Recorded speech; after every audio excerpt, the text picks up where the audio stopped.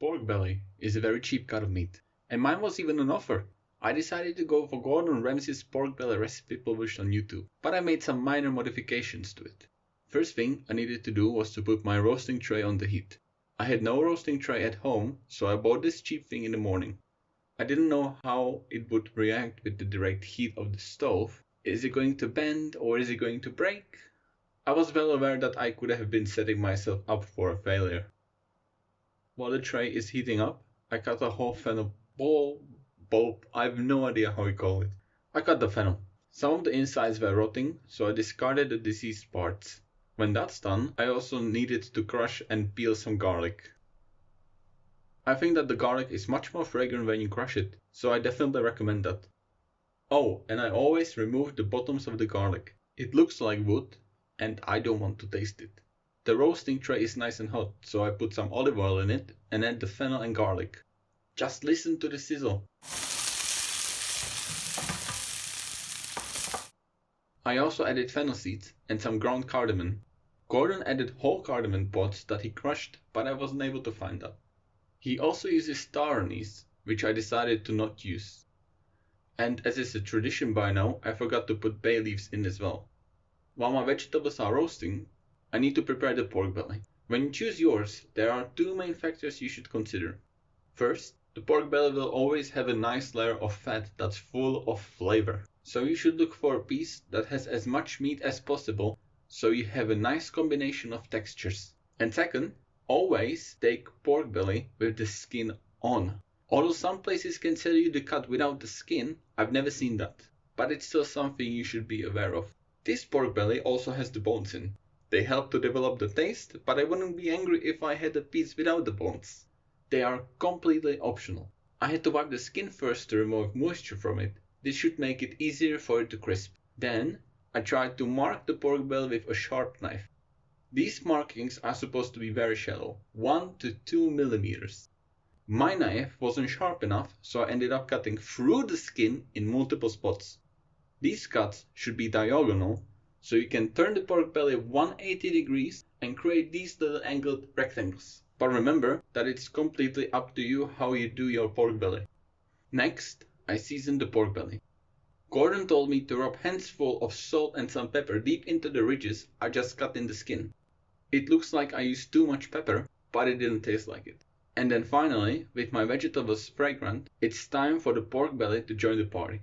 It needs to be skinned down first to develop a nice slight sear on the skin. I waited a little too long, so the sear was too strong, and I managed to scorch a part of it. I decided to leave it as it was. The only other alternative would be to cut off the scorched part, and I really didn't want to do that. When the meaty side has some sear on it too, it's time to add liquids. First, white wine comes in. The amount of white wine depends on the size of the roasting tray you use. Go for what you'd consider a healthy amount. It may smell sour at first, but once the alcohol cooks off, the smell will be very pleasant. I think that I didn't add enough wine. What do you think? Now that I have my pork belly skinned side up, I added some more fennel seeds to the ridges on the top. They opened very nicely with the heat, so I just needed to sprinkle some over the top. While the wine cooks down, I prepared the chicken stock. In a professional kitchen, I would expect fresh stock to be used, but in a home setting, I have nothing against instant version. It may not be as good, but it's a convenient and inexpensive alternative, which is ideal for home cooking. And so I'm making about 750 milliliters of chicken stock. When the wine cooks down, I added the stock to the roasting tray. The liquids should be just underneath the skin. My pork belly is very angled on the sides, so there wasn't that much liquid in. Now I had to leave this on the stove to get back the boil, and then I put it straight in the oven at 180 degrees Celsius for 2.5 hours. Halfway through the roasting, I noticed that there wasn't that much liquid left. At first, I decided to leave it, but then about 45 minutes before it was done, I put another 750 milliliters of chicken stock in. When the time was up, I took my absolutely perfect pork belly out of the oven. You can see that the scorched area didn't get darker and that it didn't spread. That's excellent news. The first thing I did was transport the pork belly on my cutting board. It needs to rest for at least 10 minutes. To help you visually understand why that's important, this is the 10 minutes the pork belly was resting sped up.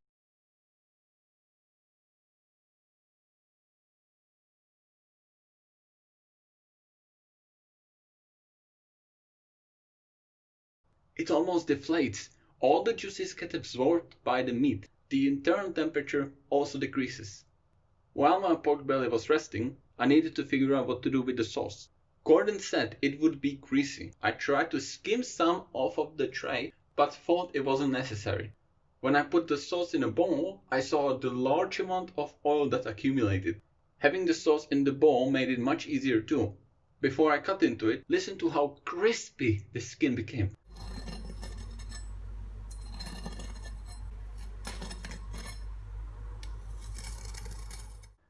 And now, for the moment we all waited for.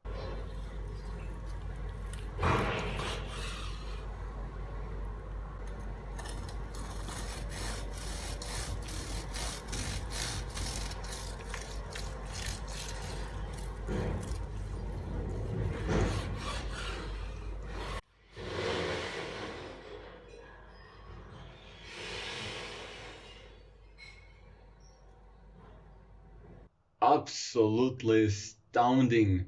I think I've outdone myself on this. Gordon's recipe was very, very good. Also, anytime you watch one of Gordon's videos on YouTube, remember to look at the comments. They are very funny. These, for example, are from his pork belly recipe I used. The link to that video is in the description. A cheap cut of meat, such as pork belly, can be transformed into something that's amazing. You have the three textures: crispy skin, melted delicious fat, and tender meat in one bite. It's extremely delicious, and it's really easy to make too. After all, cooking at home is easy.